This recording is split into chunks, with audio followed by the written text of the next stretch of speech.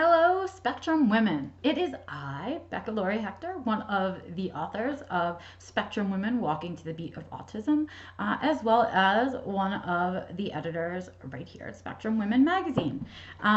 We did last month, actually in August it was, we did a Q&A thing as an anniversary for the Spectrum Women book. And we took your questions, and you guys loved the video responses from the Spectrum Women authors. So I decided to sort of follow your lead and seeing that you guys enjoyed that, and figured I would do a monthly Q&A type video here called Ask the Spectrum Women. And I will be doing the majority of answering your questions once a month. But if I feel like some of the other Spectrum Women authors are better at certain questions and topics and would like to address it, I will certainly be inviting them to join us. This week, I have two really good questions, and I have one sort of commentary question that I'm going to be answering towards the end, because I want to make sure that I touch on it, but I don't want to take up the whole video with it. So with that, let's start. I have saved screenshots of the questions right here on my phone, on my Think Positive phone, and I'm going to read them first to you, and then I will go ahead and answer them. Okay, so the first one is, I've been told I've got some Asperger's traits, some traits of Asperger's. I've actually got lots and relate to listening so much to autistic adults on YouTube and reading their stories. I've been told that they won't give me a formal assessment as there is not much they can do for me. I am having an identity crisis and need understanding, someone to say I'm not going mad, and maybe a psychologist to help me unravel the last 43 years. Without a diagnosis, I feel in limbo. Self-diagnosis feels not solid somehow. Any advice? Well, yes, I do have advice. First of all, in one sense, people are correct in saying, what will a diagnosis do for you at this point? It doesn't really help you to get anything or offer anything. But what that does to me is it points out to me how much or how big the hole is for services for adults, especially adult women on the spectrum. We don't have specialists. We often don't test quite the same, and we have to be looked at a little bit differently and asked some different questions. I think that the other part of it, component of it, is that it's so expensive to seek a formal diagnosis. And for those reasons, me, like everyone else, I do have a formal diagnosis now, but the first thing that I did was self-test. That was my first inkling into that I was onto something. And what I say is, self-diagnosis is not to be tossed aside. There's a reason that self-diagnosis exists. When we take those quizzes and we take the time to answer those questions authentically and truthfully, we know the result is going to be true to our heart. And you don't just come out of nowhere and say to yourself, oh my God, I think I'm autistic, let me take that quiz. And while I'm at it, what shape is my face? I'll take that quiz too. It's not like that. You're seeking it because there is something upset in your life. There is something that doesn't make sense. There's something that you're not able to achieve or do. And along in that journey, you've come across this autism diagnosis.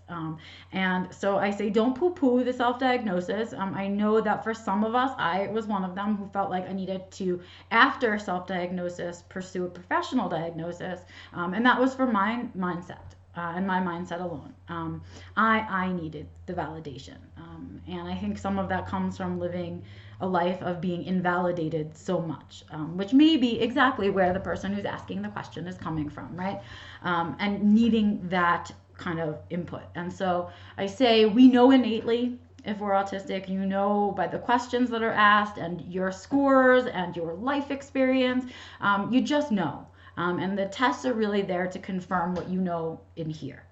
And so if somebody tells you that you can't get an assessment because you're an adult female, A, they are wrong, and B, they're trying to protect you in some way. And so what that is all about them. And what I say is, people can tell you no a lot in this world, but you need to keep asking and you need to keep advocating. So I would say, put a big message out there. You're more than welcome to do it through Spectrum Women. Leave your location and ask people where they got their diagnosis. I say you want to be looking for someone who specializes in girls and women, or someone who specializes in adults on the spectrum, because we test differently. We haven't really come up with a diagnostic criteria yet, or changed the diagnostic testing yet, for adults. So until the world catches up with what we know anecdotally, that's the position we're in. So I say, one no doesn't mean no forever. If one person thinks it's not a good idea for you to get a professional assessment, that's that one person's opinion. And the one you're looking for in all of these opinions is the one in here. It's your voice. You probably silenced it for a really long time because you're sitting there undiagnosed and wondering what the heck is going on. But it's time to get tuned into there again, and to learn to trust that feeling again, to trust that voice again. I hope that helped to answer your questions. I know I did my formal diagnosis for very much the same reasons. I had done a self-diagnosis and I wanted to be validated. That doesn't mean that my diagnosis is any more valid than someone who's self-diagnosed. It was just my journey, my personal journey through finding out I was autistic. So I need you to find your journey. So to the question asker, I hope I've answered your question. I hope I've given you some ideas. Please know you can get in touch with me through the Spectrum Women site as well if I haven't, and please make sure you use this as a resource to find somebody local to you. And that is question number 1. On to question number 2. Okay. I think this may be part of the same set of questions, but I thought it was really interesting because I saw it asked twice by 2 different people. So that's interesting. So what I love is I really love this question, actually. I've not had a chance to answer it yet personally. I've seen it asked by other people and answered by other people, but I'm excited to take my turn at it. So here's the question. Is it possible to learn to unmask as a late diagnosed individual trying to fit in and do what is expected? I have no idea how to not live along scripts, internalized expectations, acquired scenarios, and protocols. How do I go on about the things in life? But doing them along those acquired methods causes autistic burnout. How can I live a more free life? I love this. Okay. I love this because it points out a lot of the different struggles of a late diagnosis. One of which is that your selfhood, your selfness, has been so buried under your mask and under the trauma and experiences of trying to fit in without full knowledge about what it was that you were dealing with, working with, or any knowledge at all about how your brain worked. I know that because that's the life I lived until I was 36. I lived as a mess. I was angry, sad, frustrated, a lot of feelings because I had no respect for who I was inside. I didn't respect that person. That person wasn't respected by other people.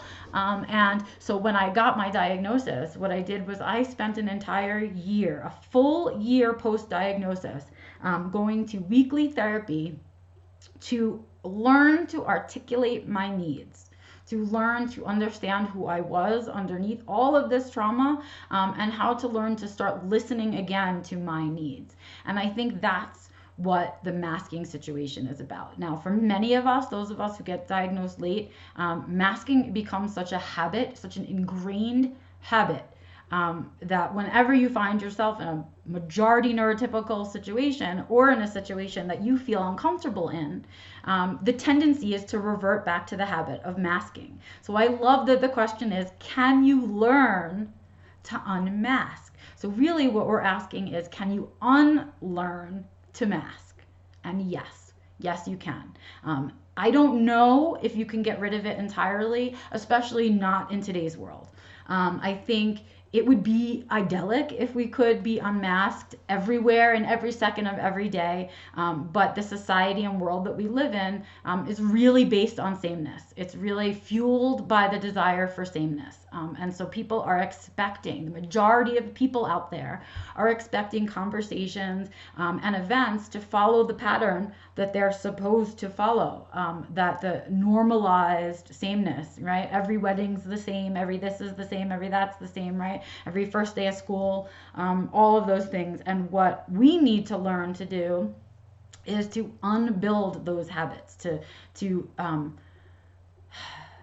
stop apologizing for our behavior. That's essentially what masking is.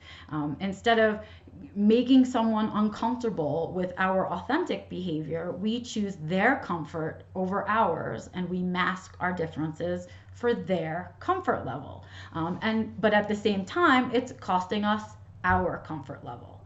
So I say, in today's world, mask versus unmask is about balance. I don't think you can go completely unmasked in today's world. I hope generations from now that I would be saying this differently. But in today's world, I don't think it's safe yet. I don't know that it's safe to disclose in all workplaces. I don't know that it's safe to unmask in all public spaces. I do know for myself, I will mask when I have chores that require some amount of socials. So being nice to the checkout lady at the grocery store, being nice to the lady at the bank. But what I try to do is keep my masking to those minimum tasks and not take masking with me into something that's more long term. So not to take masking with me into a 3-day conference, not to take masking with me into a 2-week vacation, not to take masking with me into a job that I have to do X amount of hours every week.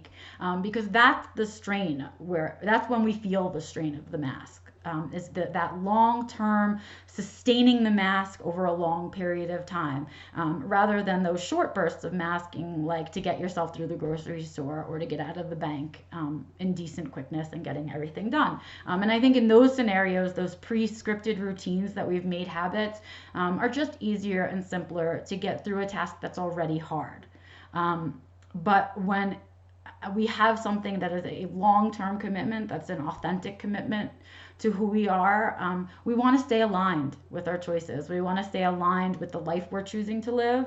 And in order to do that, it means being our authentic selves. And we want to go towards being our authentic selves as much of our lives as possible, because that's the freedom. That's where that free piece comes in. And it's about picking and choosing right now in today's world, when the mask makes it easier to get through something, and when the mask is you're taking it with you to get through something you probably shouldn't be involved in. That's more long term, right? Like masking through a career or a job is a really heavy burden. And I know plenty of autistics who still, as professionals, are masking in their careers. And that to me is where I would run right into burnout. Those long term commitments to the mask are exhausting, and it's certainly a component of burnout I've had before and burnout that I almost just had. So masking has its dangers, but in today's world, not masking can be equally dangerous. And so I say it was a coping mechanism. It's not the healthiest, it's not the best, but it's still the easiest choice, the choice that uses the least spoons for some occasions. And that's what it comes down to, is where do I want to spend the majority of my spoons and where do I want to save them? And that's how I think about masking. So can you learn to do that? Yeah. With practice, a lot of mindfulness work, and a lot of honest critique of your own behaviors and your own desires and your own wants, needs, likes, all of those things. And that means spending some time with you and learning to articulate those needs. And that's hard work. But it's worth it in like every aspect of your being. So if that helped you to talk about some of this woo-hoo stuff that I talk about, I would love to share more of it with you. So feel free to reach out to me. I hope to be writing more blogs about it. But if you have any questions about the stuff that I talked about in that answer there, please go ahead and send me an email, either through Spectrum Women, or you can send it to info@beccalory.com. And I will do my best to answer you and send you some resources. All right. And now for our very last question, because it wasn't really a full-fledged question, but I do want to talk about the topic because I thought it was interesting and important. Excuse me. So somebody said, I want to see what pathological demand looks like and executive functioning looks like in adults. Most examples are for children. It would help to see more examples and an explanation for adults. Fantastic. I love this. Okay. Here's the deal. Honesty moment. Executive functioning is not one of the things that I personally struggle with. I can often get autistic inertia, which I think is a component of that pathological demand avoidance, executive functioning issues. I think that is a source for many autistics of the beginning of those challenges, of a component of those challenges. But for me personally, in my autism and in my life, I don't struggle with executive functioning. However, my husband does. And I can tell you that it shows itself in a lot of different ways. Sometimes it's about initiating a conversation about how to begin a task. I know he has he'll get stuck in his inertia, but then at the same time, he can't kind of figure out what is step one of an activity. Like if he wants to do something, he can't necessarily figure out where to start and to get himself to the end. And so we'll often start by not doing anything. So to me, I think what a lot of executive functioning difficulties and pathological demand avoidance as an adult looks like is a lot of doing nothing. It's a lot of being stuck, so stuck that you can't get anything done, and so stuck that your list of chores piles up, and so stuck that you're embarrassed to ask for help. And so one of the things we've worked on as a couple is like, hey, I know as an autistic, all of my therapies have told me to work with a strength-based approach. So, hey, I'm really good at executive functioning and you're really crappy at it. Let me see if I can't help you to figure out some solutions. So between each other, we've sort of figured out solutions that work for him, different forms of reminders, different ways to use a calendar. But one of the things that we worked on the most was remembering to ask for help. Like remembering that it's just something that's hard for your brain to do, and it's not that you're broken or incapable of doing it, it's that you need like a kickstart in the butt of like what to do first, and like how somebody else might approach it. Because sometimes when I describe how I might approach an activity, he may choose a different way to approach it because I was able to talk through a breakdown of the activity. He's able to now kind of visualize it in pieces. So I say if you're struggling with those things, you want to remember that you can ask for help, that it's just like if you were missing an arm and you needed to lift up an object, you have a struggle and a challenge and you're allowed to ask for help. The other thing is to try out a bunch of different tools to help you, right? We have our cell phones, and if you're a big cell phone person, there's a gazillion apps for that. I can give you some recommendations if you'd like, but I say try a note-taking app, a calendar app, alarms, those kinds of things. And they do help a lot, and technology can help a lot. Like it's real cool that we have stuff available to us now that we didn't used to have, right? So there's ways to do it. And also just, an awareness that you struggle in this area is also extremely helpful. Like just saying, I struggle in this, and admitting it to yourself so that part of your inertia doesn't become, I'm so terrible, I can't do things, I'm so broken. And so that the negative self-talk doesn't begin as a part of that executive functioning, just hiccup kind of thing. There's also, I don't know if I should do this on video, I can't answer it, but there's a great book that I'm going to recommend that I hope you can see. I don't know how I can do it. Okay, The Smart But Scattered Guide to Success. Okay, this is a great book for adults on the spectrum. Okay, and I'd give it a try. So if you have executive functions, this is my book recommendation for that. How's that for pulling a book off the shelf for help? Okay, so that's what I've got going on for you guys this week. Please go ahead and continue to send your questions to Spectrum Women Magazine. You can send it to us via email. You can post on our page. You can message through the page. And you can, of course, email me directly at info@beccalory.com. I will be back next month with a new installment of Spectrum Women's Ask a Spectrum Woman. I'm Becca Lory Hector, and I will see you guys next month. Thank you so much for your questions.